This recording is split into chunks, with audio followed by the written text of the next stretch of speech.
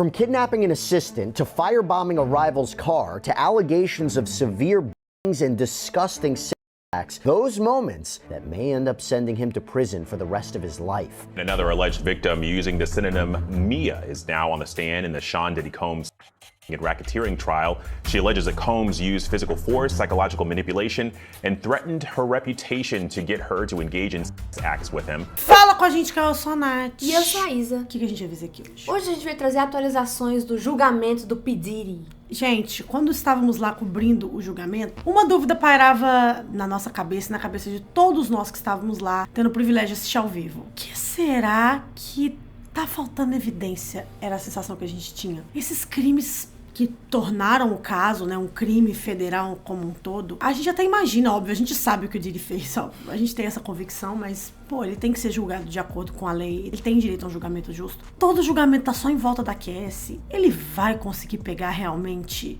a pena necessária que justifique o tempo que ele vai ficar na cadeia, que realmente, tipo, traga um senso de justiça para as vítimas, porque existe a possibilidade dele pegar prisão perpétua. Só que a sensação que a gente tinha vendo o julgamento nos primeiros dias, nas primeiras 2 semanas, era de que ileso de tudo ele não ia passar, mas por ele ser réu primário, o pior poderia acontecer, ele pegar uma pena, tipo assim, de 15 anos e sair por bom comportamento pela metade do tempo, coisas desse tipo. Eu acho que depois que a gente viu os depoimentos dessa última semana, onde a gente viu até na última atualização que a gente fez, a melhor amiga da Cassie, as meninas do Danny Kane falando, a gente já começou, tá, agora começa a encorpar. Só que depois que o Kid Cudi, o cantor e ex-namorado da Cassie, e uma mulher chamada Capricorn, que foi assistente do Diddy, tomaram o stand e contaram suas histórias, agora eu acredito que a gente de fato tem mais evidências pra aumentar a pena de Sean Diddy Combs. Eu acredito de verdade, eu e a Isadora estamos confiantes de que o caso ganha aí uma nova atualização e que o Diddy pode sim pegar muito tempo na cadeia. Se inscreva no canal, dá like nesse vídeo, comenta pra esse vídeo chegar em mais pessoas, nos ajude a chegar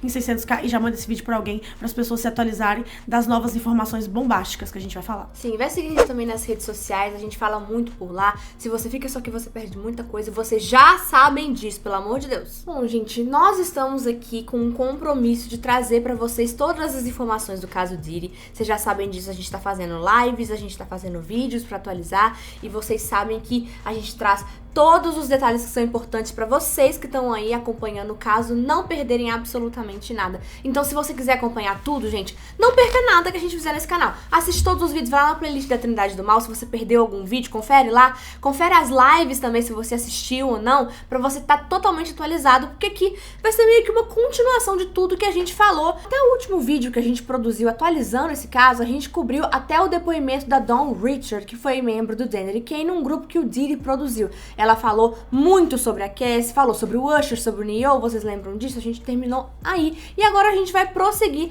pra poder continuar contando pra vocês o que aconteceu depois dali, as partes mais importantes. Se vocês quiserem com mais detalhes, como a gente disse, assiste as lives. A gente teve várias pessoas indo ao stand, uma dessas pessoas foi assistente pessoal do Diddy chamado George Kaplan, ele falou muitas coisas, mas o mais importante foi os momentos de ele chegou a dizer que ele presenciou o Diddy tacando um copo de whisky na Cassie e tacando maçãs em outras namoradas dele também. Ou seja, a gente já falou que o Diddy já bateu na Cassie com uma frigideira de ovos. Então, assim, ele joga nas pessoas o que tá na mão dele. É, frutas, legumes, copos, verduras. É o que tiver na mão dele, ele taca aí quando ele quiser.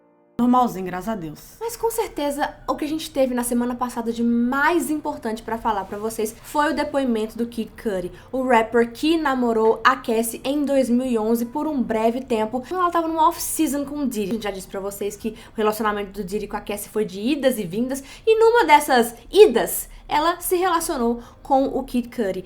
E nessa época, gente, quando o Diddy descobriu desse relacionamento, muitas pessoas vieram testemunhar quanto a isso, a mãe da Cassie falou sobre isso. O Diddy ficou possesso, ele ficou com muita raiva e ameaçou explodir o carro do Kid Cudi. Isso foi a Cassie que nos disse primeiramente no seu depoimento e depois a mãe da Cassie também corroborou. Só que quando a gente ficou ficou sabendo que o Kid Cudi ia vir falar de fato, foi aí que a gente falou, cara, esse caso tá tomando uma proporção maior do que a gente imaginava. Por quê? A gente sabe a proporção que esse caso tomou em questão de teorias da conspiração, pessoas ligadas a esse caso, é que o Diddy fez isso, o Diddy matou o Pac e o Big, o Diddy fez não sei o quê. E uma das teorias da conspiração que existia há anos na indústria, até muito antes da queda oficial do Diddy, quando as mansões dele foram invadidas, né, que tá dentro desse guarda-chuva enorme que vai desde, sei lá, ele dá arma pra J-Lo até as costas e até as coisas que vão pra Trindade do Mal, era esse episódio com o Kid Cudi.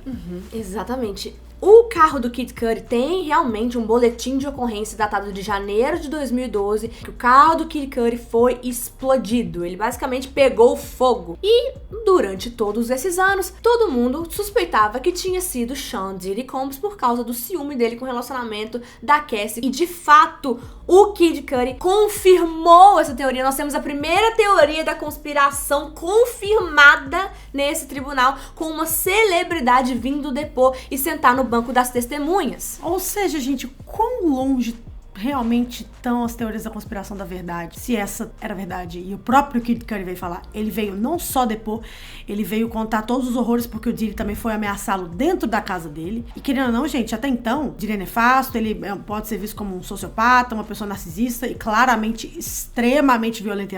Mas ele até então, ele só mexia com pessoas com bem menos poder que ele. Mulheres, assistentes, pessoas que ele se relacionava de alguma forma, empregados, subordinados. Só que o Kid Cudi, bem ou mal, é uma pessoa com muito poder dentro da indústria. Que ninguém tinha tanto poder quanto o Diddy, mas também quem tem tanto poder quanto o Diddy, umas outras 4, 5, 6 pessoas em Hollywood. E o Kid Cudi é um dos grandes rappers da sua geração, ele tem várias músicas de sucesso, ele tem muito dinheiro, ele é ator. Então, assim, é a primeira vez que a gente tá vendo, comprovadamente, dentro desse caso, que nem tá focado em teoria da conspiração, nem tá focado em reabrir outras coisas, porque só o que eles já têm pra montar o caso já é o suficiente, tá? Quando a gente tá falando de arson, ou seja, incendiar ilegalmente coisas ou lugares, quando a gente tá falando do crime de racketeering, que em português é aquele crime de coerção, usando de outras empresas ou aventuras profissionais pra conseguir garantir que provas, pessoas, coisas sejam exterminadas ou compradas ou modificadas, que é o crime mais severo no Código Penal que o Diddy está enfrentando. Então, assim, realmente a gente tá vendo aí uma coisa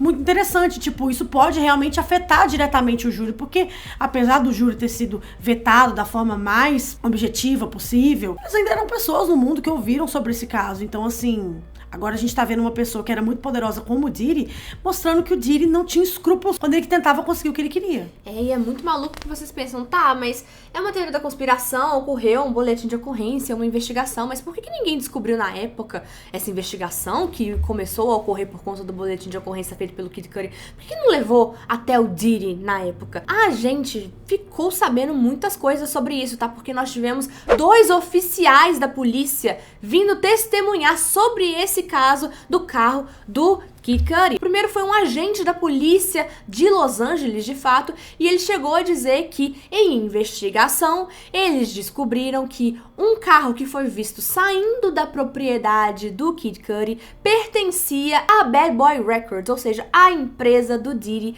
Só que a investigação não foi pra frente. O que aconteceu pra investigação não ir pra frente, não é mesmo? 3 provas que continham até digitais sumiram.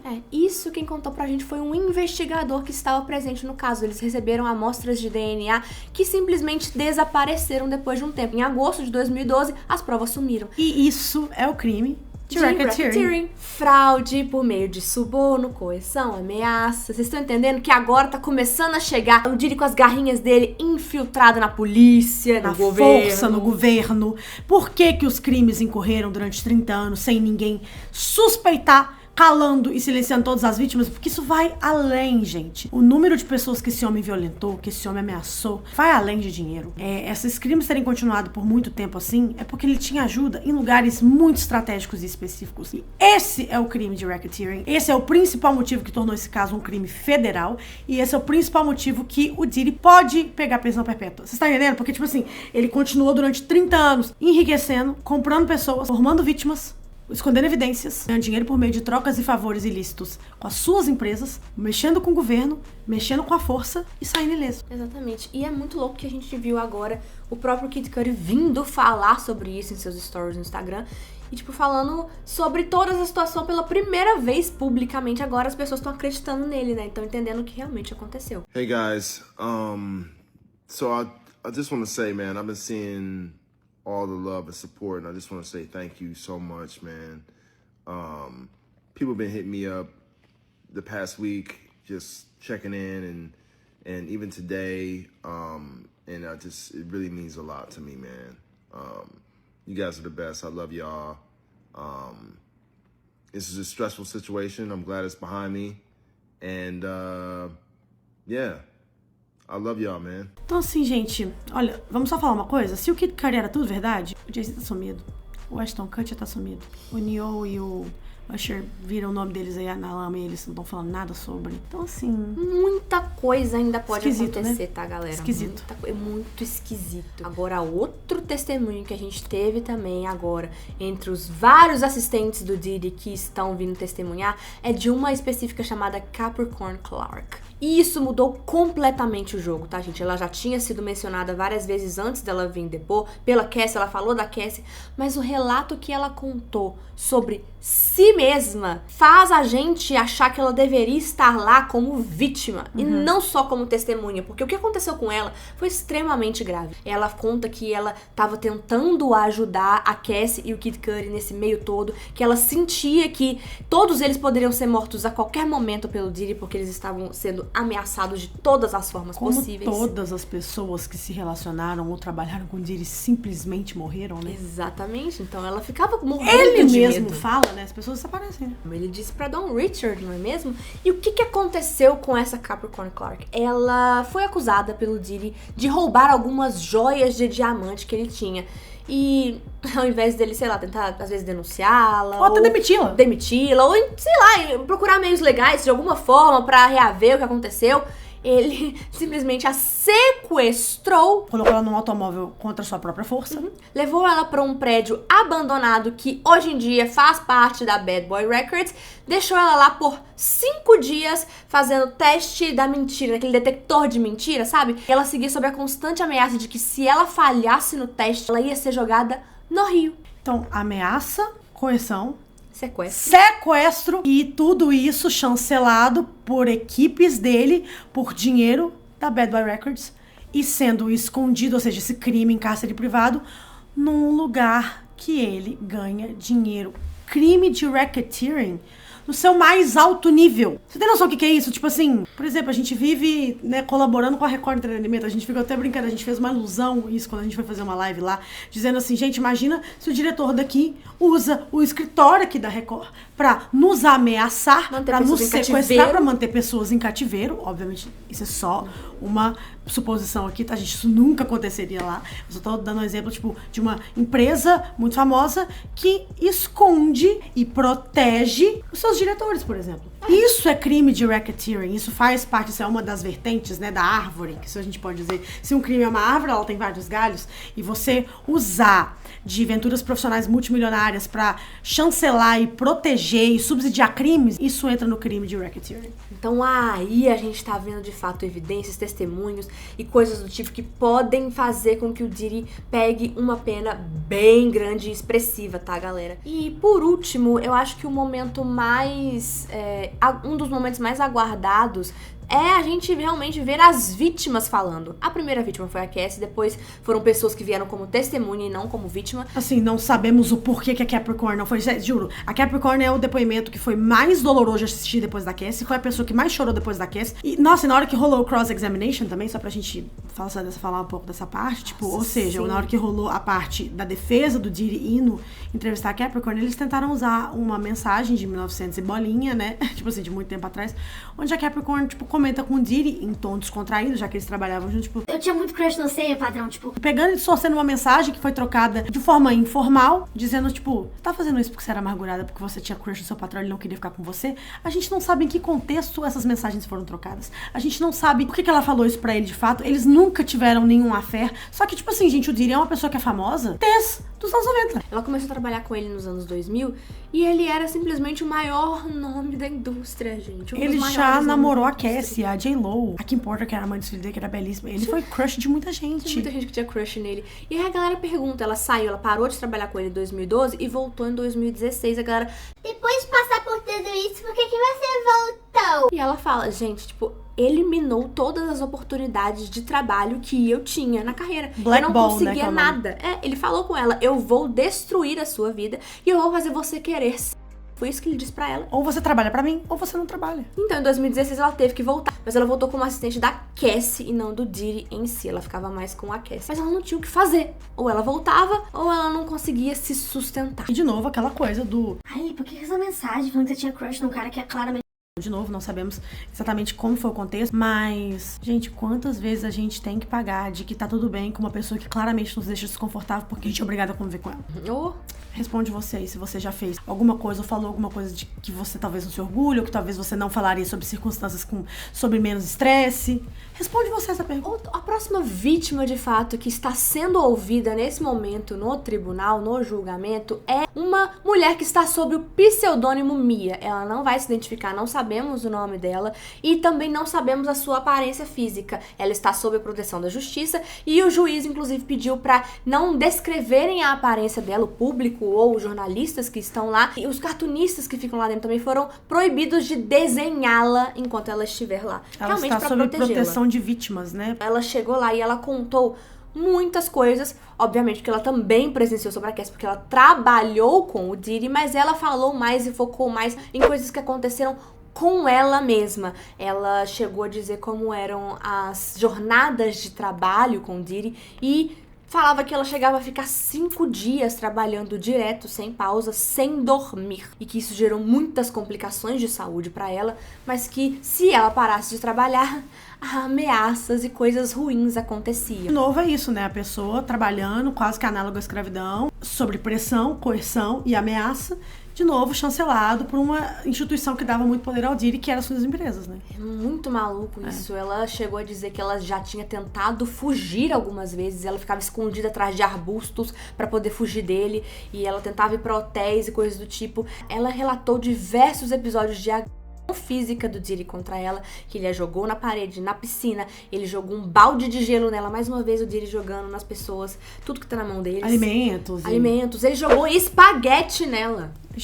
Ele jogou espaguete. Ele deixou a Mia basicamente sangrando perna abaixo porque ele não a deixava parar 5 segundos do trabalho para trocar o absorvente. Eu acho que com isso a gente conclui, né? Porque não tem necessidade de a gente dar mais. Exatamente. Tem mais coisas que a Mia vai continuar dizendo. O testemunho dela vai durar também o dia de hoje inteiro. Não sabemos se segunda-feira ela vai voltar ou se vão conseguir terminar hoje. Mas ela começou a falar no final do dia de ontem sobre as diversas agressões também que o Diddy fez contra ela. Ela disse que ele a agrediu na festa de 40 anos dele e que ela já acordou algumas vezes com ele em cima dela. Gente, se inscreva no canal, dá like nesse vídeo. Esse caso é um caso que exaure a alma. Estar lá dentro, apesar de ter sido uma experiência muito interessante, né, jornalística aqui pro canal e tal.